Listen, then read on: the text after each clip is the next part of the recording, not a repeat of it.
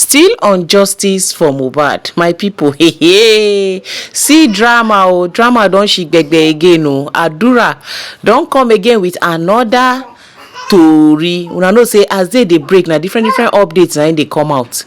They just they try all their best to make sure say they look for a way to take turn the whole thing so that it go be like say na impersonate they impersonate Adura, but in all they don't fail.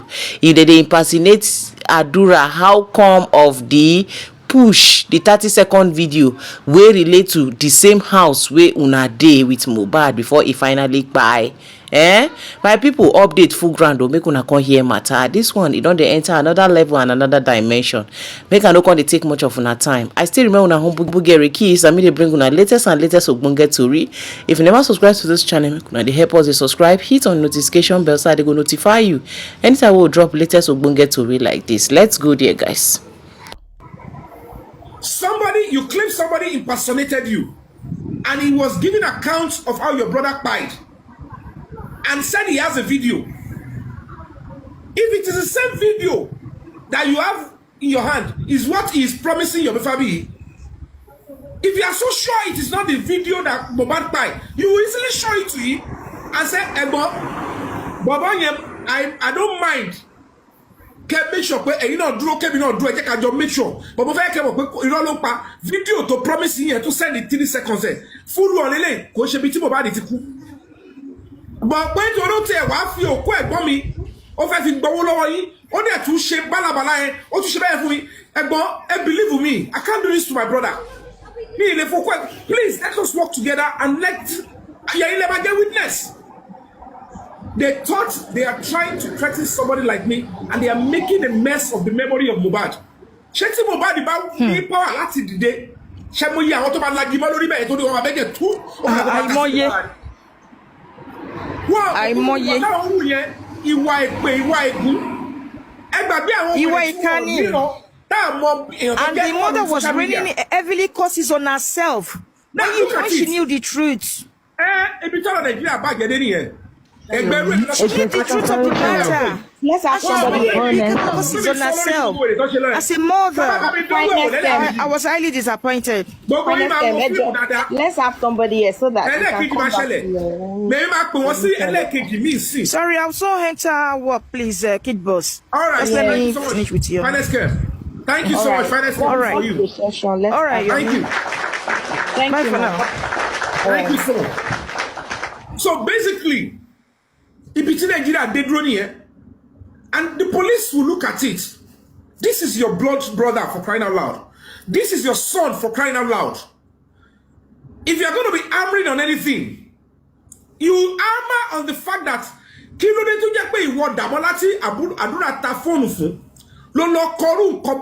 you wrote such a thing about the demise of my son, about the demise of my brother. They are not looking into that. Is that what the Nigerian police wants to keep protecting because of one person? Because this is a picture that we should be painting to the world about our family values and ties. We will not accept this. You are not coming to sit beside me because Ibero to shaju motu fuilo dies. Mr. Yomi, Andu will love you sorrow. And the person painted the last moment of my brother this way, and you call a call. And it don't call anything more phone funny. I want your help, but let me prove to you. What do you want me to show? I am ready to convince you, sir, that I am not the one.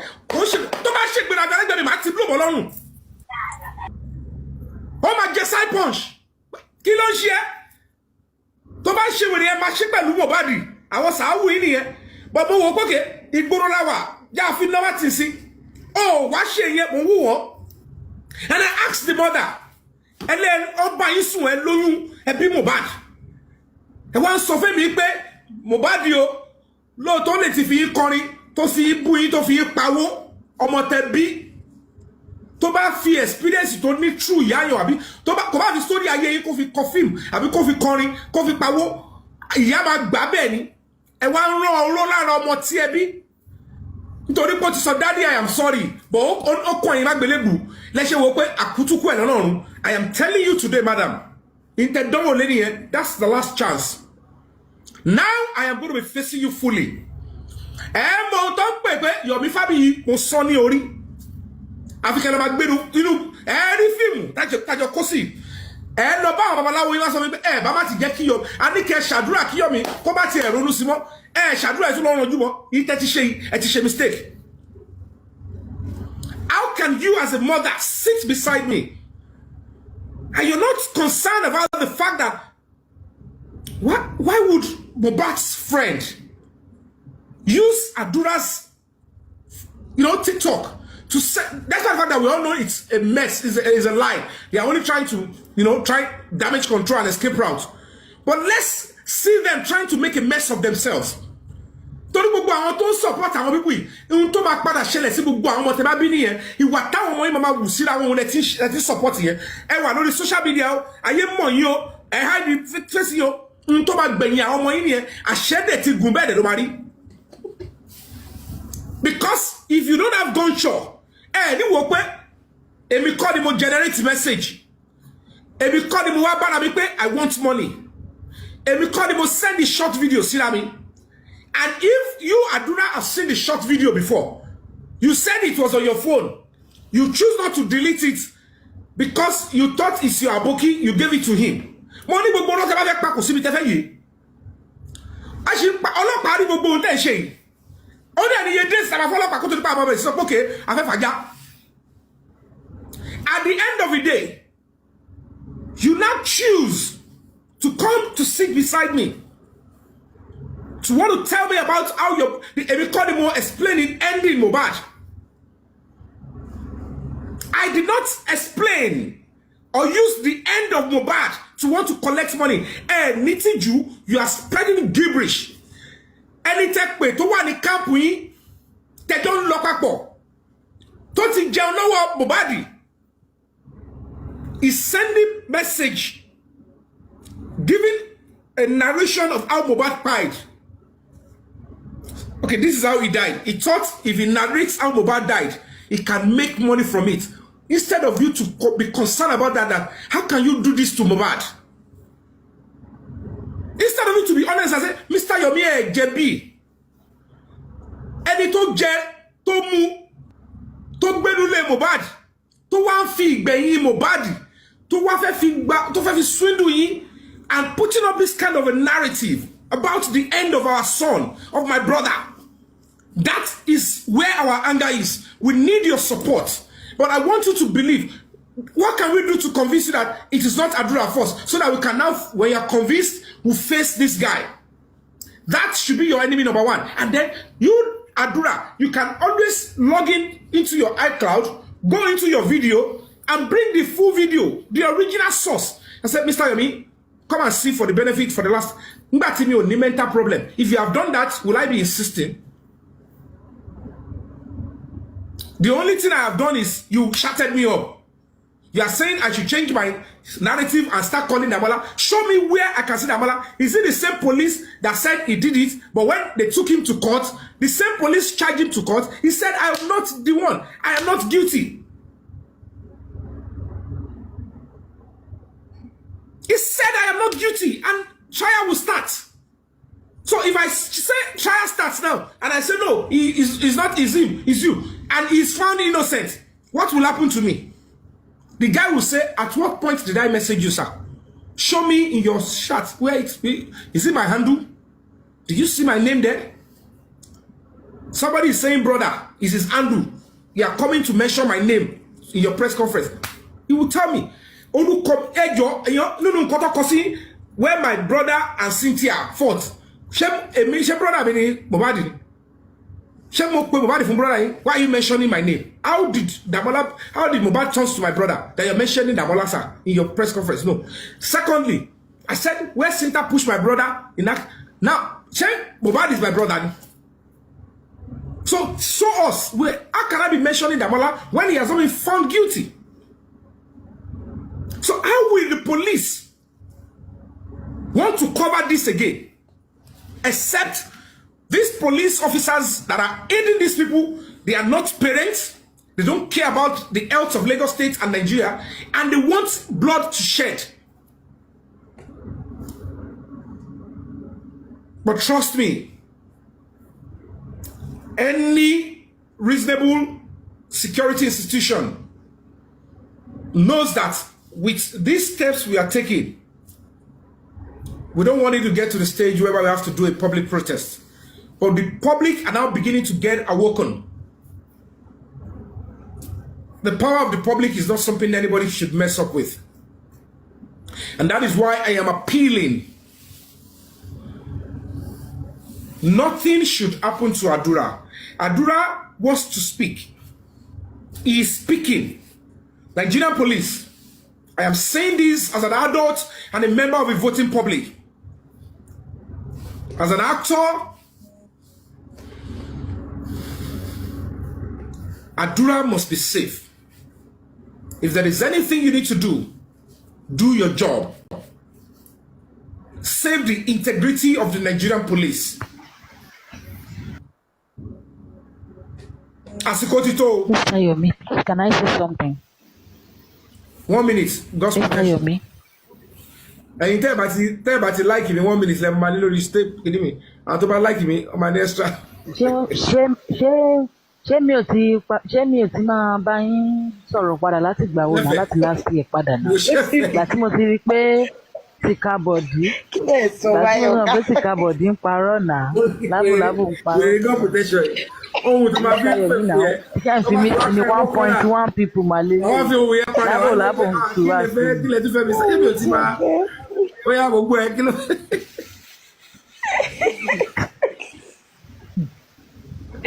Ṣé mọ̀ kan tó ṣẹlẹ̀ ṣé ẹ̀ ń gbọ́ ṣé ìyẹn yọ̀ ń Tó mọ̀ gbọ́ pé bó ṣe wà yìí. ṣé rí Ọlọ́run lè jẹ́ ọkọ náà wọ̀ yìí. Ṣáwé kí dẹ̀ ní ṣé mi ò dẹ̀ dáná fún yẹn ṣé ẹ̀ jẹ̀bà tẹ́ ẹ̀ rọjú mọ́ tọ́kì. Ẹ wò pé kò lè tí mo pé tí bá rọjú mo máa rọjú padà. Ajé yòó ẹ yà wọ̀ kúkọ́.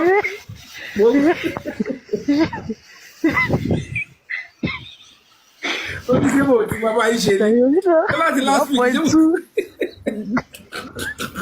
láti last year náà last year yìí ṣe. Ẹ wo bí ẹ má kọ́ ọ́ Orí òkè ẹ̀yin tí jẹ́ a wọ́n wá ẹ ti wo fíìmù jù ẹ kọ fún kàrákà tó wù yìí. Orí òkè jẹ́wọ́ ẹ̀ṣẹ̀ ẹni God protection wá. God protection. God protection. Ọlọ́run mú ẹ lálẹ́. Ọlọ́run mú ẹ Orí òkè lálẹ́. jẹ́wọ́ ẹ̀ṣẹ̀ rẹ̀. Mr. Yomi kàn mọ́mọ́ fẹ́ fi mí sí ni àlàyé mi ni Mr. Yomi náà lọ́mọ. A máa roast ẹ lálẹ́ ni. God protection. A máa roast ẹ.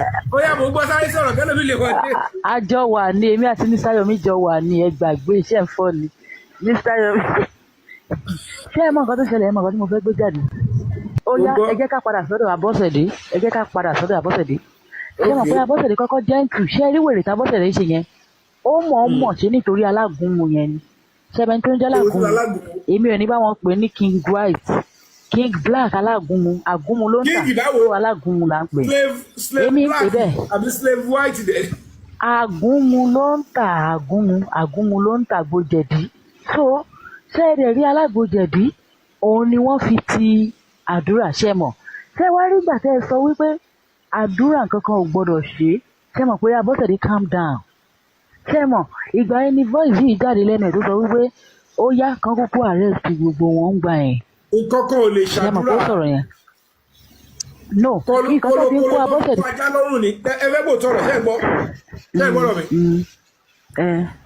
Whether anybody likes it or not, ibi tó ṣì máa padà sí nìyẹn. But on láti kọ́kọ́ kó everybody no, then they will now separate the wheat from the shaft. We all know Adura needs protection. Torí pé tàbá ní kó ṣe ta fẹ́ kó sòótọ́ at what expense? We all know it's at the expense of his life. Ẹ̀mí ẹ̀ ló jẹ́ sísẹ̀ ní ẹ̀dínní. Ẹ má gbàgbé pé lábòlábò sọ nǹkan kan. Lábòlábò ní ikú tó pẹlẹ́dìyẹ ó ní ó máa padà bọ̀ wá pé léwúrẹ́. Ṣé mo kó fìyẹn tí wọ́n fi ìyá Mohbad ní? Wọ́n lè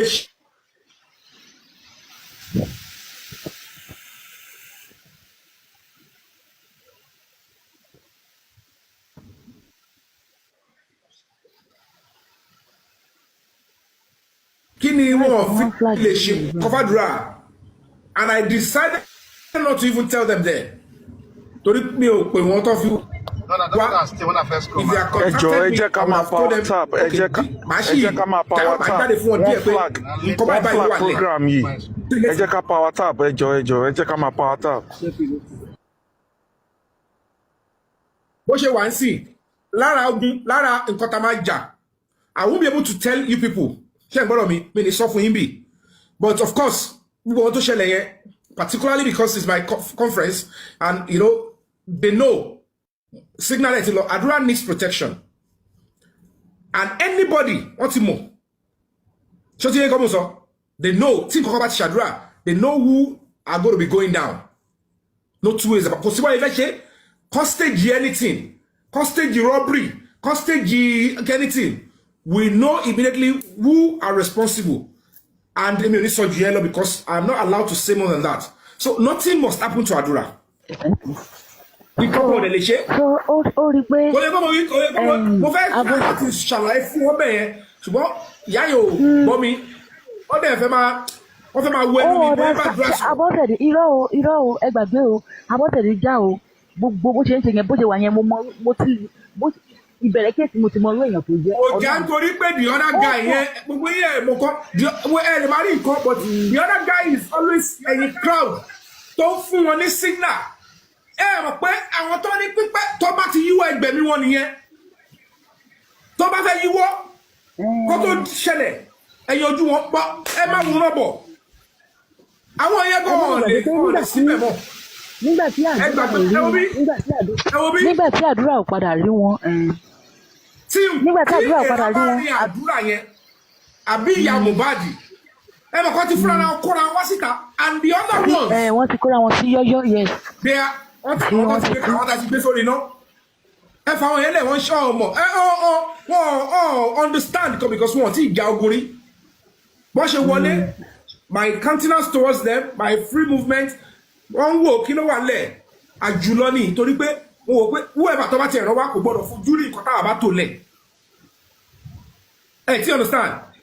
So whether they like it or not láàrin mi àti you need to know what has been invested to even look after the same Adura. But we this so yellow on this place and then why I come in the because they bá lọ tọ́ bọ̀ mi lọ́fun. I don't want to. Oh yeah. No. Mi tọ́ bọ̀ yín èmi kàn fẹ́ kẹ́ notice nǹkan kan ní ẹ̀rọ tó lè bẹ̀rẹ̀ question. Mo fẹ́ kẹ́ fọkàn yín balẹ̀ máa wò. Irọ́ mo fẹ́ kẹ́ notice nǹkan kan nínú conference ẹ̀sán yẹn pé Abọ́tẹ̀dé mọ̀ ń ṣe wèrè yẹn. Ṣé nígbà tó ti ṣe pé Àdúrà ò gbọdọ̀ fún nǹkan kan ò gbọdọ̀ ṣe yẹn ọkàn Àdúrà dùn balẹ̀ ọkàn ìyá Mohbad dùn balẹ̀ ó kàn mọ̀ ń ṣe wèrè yẹn níṣojú aláyé alágúnmu yẹn kán lè sọ pé ìyá Mohbad dàgbé. Yẹn wọlé jẹ́ gbọ́dọ̀ mi ẹ bá jẹ́ sọ̀rọ̀ jù because àwọn yẹn ẹ má worry the whole stuff will be taken care of. Kọ́lọ̀ má lókun ló sọ̀rọ̀ kọ́lọ̀ ṣọ́ wa kọ́lọ̀ ló ní agbára ẹ̀mí wọ̀ ìtajọ́ wa nílẹ̀ ní ayé. Hello. Ṣáàlì sí Àdúrà ní God's protection, don't worry about that. Don't worry about that. Don't worry about that. God's protection. All right, let's have you, please. Thank you. Baba Gbalagba. Papa Gbalagba. God bless you. God bless you. God bless you. God bless you. Èmi nínú mi dùn jù. Látọjọ́ tí kíní ti bẹ̀rẹ̀ inú mi dùn. Everything was open, transparency, everything was good, perfect. I came up just to because you can walk, you can do everything. So they just forget, they just walk, same money go Nigeria. So they forget about everything about people. Just like as you come now, you get work, they do everything. You can even buy a house then. Sherry, nǹkan tí mo kàn fẹ́ sọ ni pé yes. Nǹkan tí mo fẹ́ sọ ni pé ẹ jọ̀ọ́ ẹ jẹ́ ká support bàbá yìí. Hello, Prince. No matter what. So the only way they can start to fuck people up, the way they can. Yes, are you in a noisy environment? I'm in a cab. Yeah. It's noisy. Okay. Let me go down. No problem. Yeah. right, What I want to brother. say, what I want to say is that, please, people, let's support Yomi. Let's support this movement. Kò gbọ́dọ̀ calm down. This energy, you know, to think kò gbọ́dọ̀ calm down. Ẹ jọ̀ọ́, ẹ jẹ́ ká fi everything that ká fi support man yìí. And Mr. Yomi, God bless you. God bless you. Yeah, thank you, my people. Thank you so much, Adedoyin Adeola. Thank you. I might not be able to read all the comments, but anyone told you Marco Loba, I'll pick them up and read them. Thank you all for your encouragement. Thank you all. As you can see, it wasn't just me alone. You see the series, lots of justice fighter, Justice for Mohbad campaigners that were with me in the hall. They stood firm like soldiers. So, I mean, look out for any of those in the hall that were there. We all formed Votron and we represented well. You know, we ensure that, you know, we pick a right venue, right, you know, we have to package it well so that the right message will go straight to the right and the appropriate quarters. And of course, we have to, you know, do it well that we send the right message. Oh, thank you so much. Thank you. I don't send here. Where will we go down? What have we lying on Talent don't send here. Thank you so much. You deserve more than that. You deserve more than that. You deserve more than that. Continue, because there are a lot of people waiting for you. Thank you so much. Thank you. So, like I said, we just have to continue the momentum. And please, don't... Thank you so much. Thank you. Thank you. I appreciate you. Let's continue to stand by what is right. Let's continue. We're about to finish up. All we just need to do is stay together. Don't take my not going to other platforms as arrogance or no. I might be in the window. I might be, but I value everybody, and every TikTok panel is crucial. It can't be done alone. People came from different TikTok platforms. Olorebi platform, God's protection platform. People came in and they identified themselves openly there. And they were represented. And it's all the same fight. So it's not just about me, it's about everybody. And it's you understand it. I must have done something. Okay. When they were castigating me, I didn't go and defend myself to explain. It's not because for me, if I can't distract me. But trust me, I would never disappoint any one of you. Tell about him to build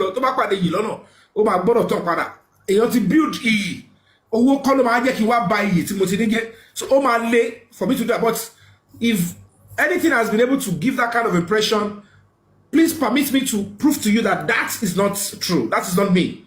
And of course, whatever we are doing is not just satisfying all of you. It is what is good for the country. Is what we are all fighting for. If we get justice for Mohbad, it's going to be helping your own child. It's going to be helping other children, innocent children, including yours, mine, children of police officers, soldiers, you know, public servants. Right? Trust me, take my word from the back to the bank. What we all are doing now is religion. It's purest religion. It's legal. It's germane. It's sacrosanct. Mr. Yomi, good evening, everybody. It's sacrosanct. If you add the sacrosanct, anyway, please, I want to chip in something quickly. Please, very, very quick. Okay. We have had a very good outing today, thank God. And we want to keep the momentum going. Now, I think we need to always give ourselves some kind of time scale that once we've taken a step, if we do not see the authorities do anything after the step is taken, what is the next step? So that the momentum does not dwindle, if you see what I mean. So, I was expecting. I have to be close to all the lawyers present today. Go on, all the lawyers and my MC. Like, for instance, today, I was expecting some kind of action by the authorities, even if they have not come out and say to the whole world. People like you should have been contacted. Do you understand? People like you should have been contacted that sequel to your press conference, we would want to do A, B, C, D. So if they're not doing anything... Mariam, I need to interject you there. Let's be honest and let's cut the police some slack. Let's be honest. It's not yet up to 24 hours. And I don't lie.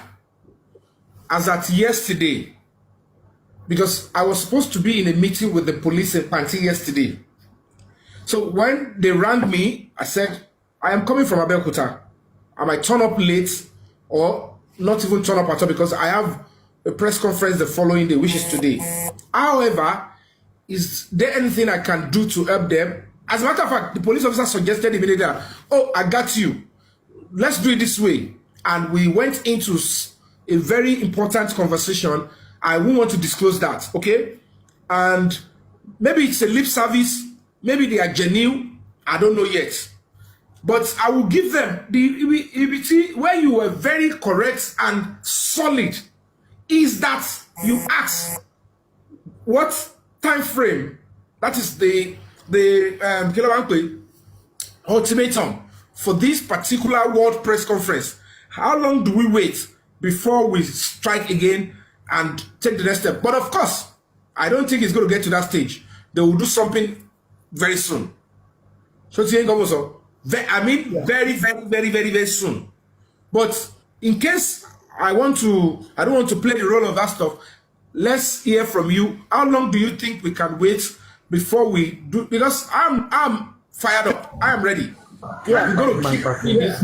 I'll be doing it the right way until we are out and justice. So go ahead, suggest. Yeah. I would suggest that in the next few days, if nothing is done, then be specific. Let's be specific. Be specific.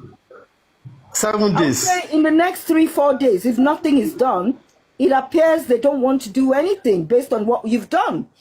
The other very, very crucial thing that I would like for us to dwell on and focus on from this press conference is witness protection.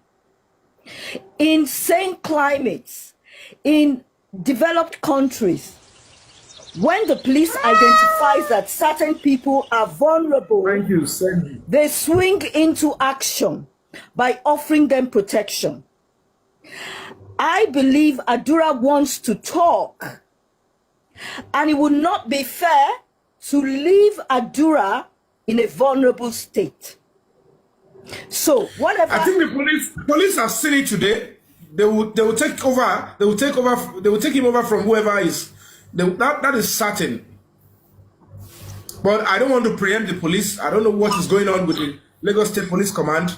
But trust me, I have to bear it all and speak my truth about the present, body language of the Lagos State Police Command at Panti.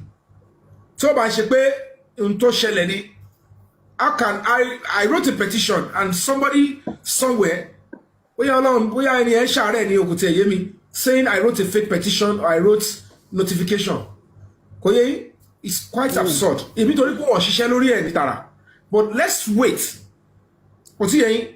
Don't forget that the police at Panti, taking a protest to Panti is not a problem for me.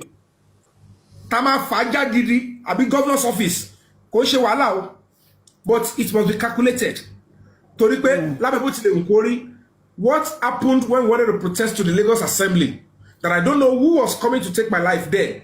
Which I had to the best way is to safety force, because I don't know who throw daddy. Lati ba kerede ati she lori gbogbo de. So see, but we have to go by 7 days if you ask me. Oma do so 7 days. I am saying we didn't hear anything. And now within that 7 days, I will be dedicating my time fully to put pressure on the detectives in Panti, speak with the guy there is a professional police officer, a decent police officer, including the commissioner of police. I don't know what happened with that impersonation petition. Maybe, I don't know yet. So until I interface with the commissioner of police, I say, sir, they said you gave the approval to do this. I don't understand.